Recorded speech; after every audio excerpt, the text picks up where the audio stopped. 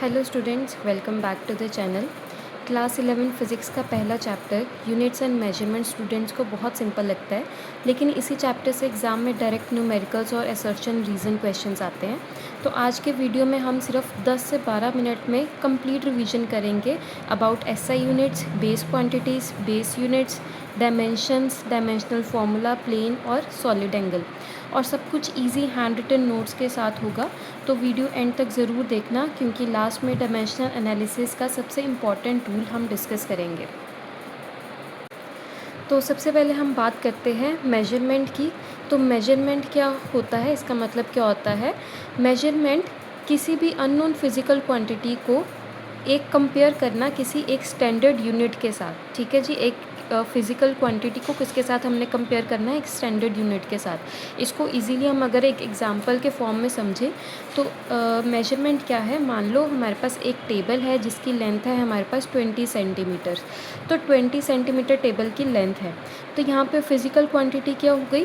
Table की length. Physical quantity क्या हो गई? टेबल की लेंथ। स्टैंडर्ड यूनिट क्या हो गया हमारे पास? सेंटीमीटर। और मेजरमेंट क्या आ गई? 20 सेंटीमीटर। सो मेजरमेंट क्या है? Comparing a unknown quantity, unknown physical quantity with a standard unit. इसको हम क्या बोलते हैं? मेजरमेंट। अब मेजरमेंट को हम लिखते कैसे हैं? पहले हम लिखेंगे नंबर जो न्यूमेरिकल वैल्यू है, और साथ में जो स्टैंडर्ड यूनिट है। जैसे अभी हमने टेबल की लेंथ की बात की, तो टेबल की हमने लेंथ कितनी बताई? 20 सेंटीमीटर्स। तो नंबर क्या आ गया? 20, और साथ में यूनिट क्या लिख देंगे? सेंटीमीटर। सो नेक्स्ट अब हम बात करते हैं यूनिट्स की। तो यूनिट्स हमारे पास दो तरह के होते हैं, फंडामेंटल, या जिनको हम बेस यूनिट्स भी बोलते हैं, या फिर दूसरे कौन से होते हैं? Derived units. तो फंडामेंटल यूनिट्स कौन से होते हैं? जो बेस क्वांटिटीज़ के लिए यूज़ होते हैं। जैसे कि हमारे पास आ गया मीटर, किलोग्राम और सेकंड। उसी तरह से डिराइव्ड हमारे पास यूनिट्स कौन से होते हैं? जो बेस यूनिट से मिलकर बनते हैं। ठीक है जी, जो यहाँ पे जो बेस यूनिट से मिलकर बनते हैं।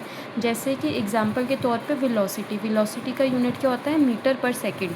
तो मीटर और सेकंड कौन से हैं? Fundamental units. तो उनको यूज़ करके ये डिराइव्ड यूनिट्स बने हैं। दूसरा एग्जांपल हमारे पास क्या आ जाता है? फोर्स। उसका यूनिट क्या होता है? KG metre per second square. तो केजी, मीटर और सेकंड क्या है हमारे पास? Fundamental units. उनको यूज़ करके हमने डिराइव्ड यूनिट्स बनाए। तो ये हमारे पास हो गए दो तरह के यूनिट्स। अब बात करते हैं हम एसआई सिस्टम की। तो एसआई सिस्टम ऑफ यूनिट्स क्या होता है? पहले क्या होता था कि अलग अलग सिस्टम्स होते थे, यूज़ होते थे। जैसे कि हमारे पास सीजीएस सिस्टम हो गया, एफपीएस सिस्टम हो गया, एमकेएस सिस्टम हो गया। सीजीएस सिस्टम क्या होता है? सेंटीमीटर, ग्राम, सेकंड। एफपीएस में क्या है? फुट, पाउंड और सेकंड। और एमकेएस में क्या है? मीटर, केजी और सेकंड। लेकिन ये कन्फ्यूजन को दूर करने के लिए पूरी दुनिया ने एसआई सिस्टम अडॉप्ट किया। एसआई सिस्टम में टोटल 7 बेस क्वांटिटीज़ होती हैं। वो कौन कौन सी हैं? लेंथ, मास, टाइम, इलेक्ट्रिक करंट,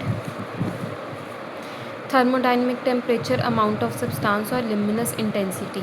साथ में इसके आपको एसआई यूनिट्स याद रखने हैं। लेंथ का एसआई यूनिट क्या होता है? मीटर। मास का क्या होता है? किलोग्राम। टाइम का क्या होता है? सेकेंड। इलेक्ट्रिक करंट का क्या होता है? एम्पियर। उसी तरह से थर्मोडाइनमिक टेम्परेचर का ऐसा यूनिट क्या होता है? केल्विन। अमाउंट ऑफ सब्सटेंस का क्या होता है? मोल। लुमिनस इंटेंसिटी का क्या होता है? कैंडेला। ये जो लिस्ट है ये एग्ज़ाम के लिए बहुत इंपॉर्टेंट है। नेक्स्ट हम बात करते हैं डायमेंशंस ऑफ फिज़िकल क्वांटिटीज़ के बारे में। अब जो डायमेंशन होता है वो हमें बताता है कि कौन सी बेस क्वांटिटी, जैसे जो भी हमने यहाँ पे पढ़ी, मास, लेंथ, टाइम, इनमें से कौन सी प्रेजेंट है किसी एक फिज़िकल क्वांटिटी में। So dimensions tell us how a quantity depends on a base quantity. Example के तौर पे जैसे कि हमारे पास एरिया है, तो एरिया का फॉर्मूला हमारे पास क्या होता है? Length multiply by length. तो यहाँ पे एरिया सिर्फ लेंथ के ऊपर डिपेंड कर रहा है, तो लेंथ हमारे पास यहाँ पे क्या है? Base quantity. तो डायमेंशन ऑफ एरिया हम क्या लिख सकते हैं? डायमेंशन उसकी एरिया की हम क्या लिख सकते हैं? लेंथ का स्क्वायर। तो यहाँ पे ये हमें दो बातें बता रहा है कि जो लेंथ है वो 2 बार यूज़ हुई है। ओके जी। और सिंपल तरीके से अगर हम समझें तो जैसे कि हम कोई रेसिपी बनाते हैं, तो रेसिपी में कौन से इंग्रेडिएंट्स यूज़ हुए हैं बनाने के लिए, ये हमें रेसिपी में पता लगता है। तो उसी तरह से जो डायमेंशंस होती हैं तो हमें क्या बताती हैं कि कौन सी बेस क्वांटिटी यूज़ हुई है एक फ़िज़िकल क्वांटिटी बनाने में। ठीक है जी। जैसे कि यहाँ पे एरिया में कौन सी फिज़िकल क्वांटिटी यूज़ हो रही है, लेंथ। वेलोसिटी में कौन सी हो रही है, लेंथ और टाइम। उसी तरह से फोर्स में कौन सी होती है, मास, लेंथ और टाइम। तो डायमेंशंस बेसिकली क्या हैं, इंग्रेडिएंट्स हैं फिज़िकल क्वांटिटीज़ के। तो अब जो डायमेंशन होती है किसी भी बेस क्वांटिटी, ये जो बेस क्वांटिटीज़ अभी हमने पढ़ी, इनमें से किसी भी बेस क्वांटिटी की जो डायमेंशन है वो कभी भी ज़ीरो नहीं होती है। और हमारे पास कुछ डायमेंशनलेस क्वांटिटीज़ भी होती हैं। डायमेंशनलेस क्वांटिटीज़ कौन सी होती हैं, जिसमें जो ये बेस क्वांटिटीज़ के जो पावर होगी वो क्या होगी, ज़ीरो। जैसे कि हमारे पास एग्जाम्पल है strain, refractive index, coefficient of friction, plane angle, solid angle, ये सारी हमारे पास डायमेंशनलेस क्वांटिटीज़ हैं। नेक्स्ट हम बात करते हैं डायमेंशनल फार्मूला की। तो डायमेंशनल फार्मूला किसी भी क्वांटिटी को एम, एल और टी, जो मास, लेंथ और टाइम है, उनकी पावर्स की फॉर्म में रिप्रेजेंट करता है। जैसे कि हम एग्जांपल ले लेते हैं फोर्स। तो फोर्स का हमारे पास फॉर्मूला क्या होता है, मास इंटू एक्सेलरेशन। ठीक है जी। तो अगर हम इसका डायमेंशनल फार्मूला डिराइव करें तो मास हम किस में रिप्रेजेंट करेंगे, इसको कैपिटल एम में।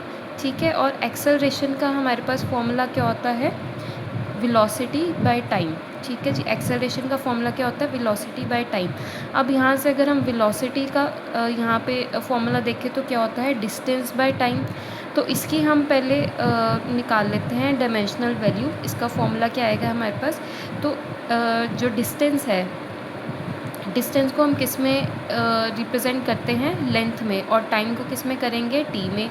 तो यहाँ पे v का हम डायमेंशनल फार्मूला क्या लिख सकते हैं, L T minus one. T ऊपर जाके इसकी पावर क्या बन गई, -1। इस v की वैल्यू को हम इधर एक्सेलरेशन में अगर पुट करें तो एक्सेलरेशन हमारे पास यहाँ पे क्या बन जाएगा, L T -1 divide by T. तो एक्सेलरेशन का हमारे पास डायमेंशनल फार्मूला क्या बन गया, एल टी -2। तो यहाँ पे फोर्स और इस फोर्स का अगर हम टोटल डायमेंशनल फार्मूला निकालें तो m के लिए क्या होगा, m की पावर क्या है, 1, और साथ में मल्टीप्लाई क्या हो रहा है, एक्सेलरेशन का डायमेंशनल फार्मूला। तो ये क्या आ गया, एल टी -2। तो फोर्स का हमारे पास डायमेंशनल फार्मूला क्या बन गया, m1 एल टी -2।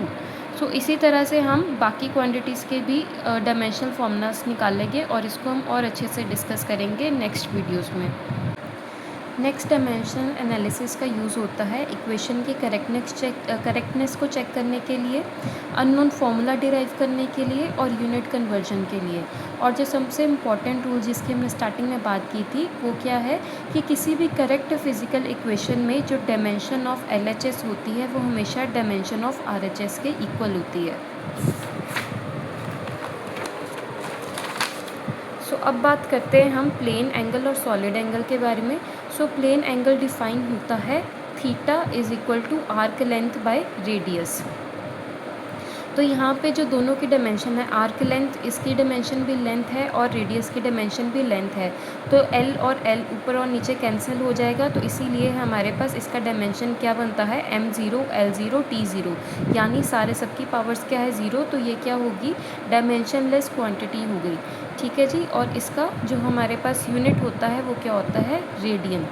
उसी तरह से जो सॉलिड एंगल है, सॉलिड एंगल हमारे पास इसको हम किस तरह से डिफ़ाइन करते हैं, omega is equal to area upon radius square. अब एरिया का हमारे पास फॉर्मूला क्या होता है, लेंथ इंटू लेंथ, तो इसकी डायमेंशन क्या आ गई, एल स्क्वायर। उसी तरह से रेडियस स्क्वायर की क्या भी डायमेंशन आ गई, एल स्क्वायर। तो एल स्क्वायर और एल स्क्वायर आपस में कट जाएंगे तो डायमेंशन हमारे पास क्या बन जाएगी, ज़ीरो।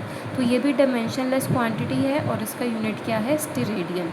सो स्टूडेंट्स, अगर आपको ये नोट्स यूज़फुल लगे हों तो वीडियो को लाइक करिए और चैनल को सब्सक्राइब। मिलते हैं नेक्स्ट वीडियो में। Thanks for watching.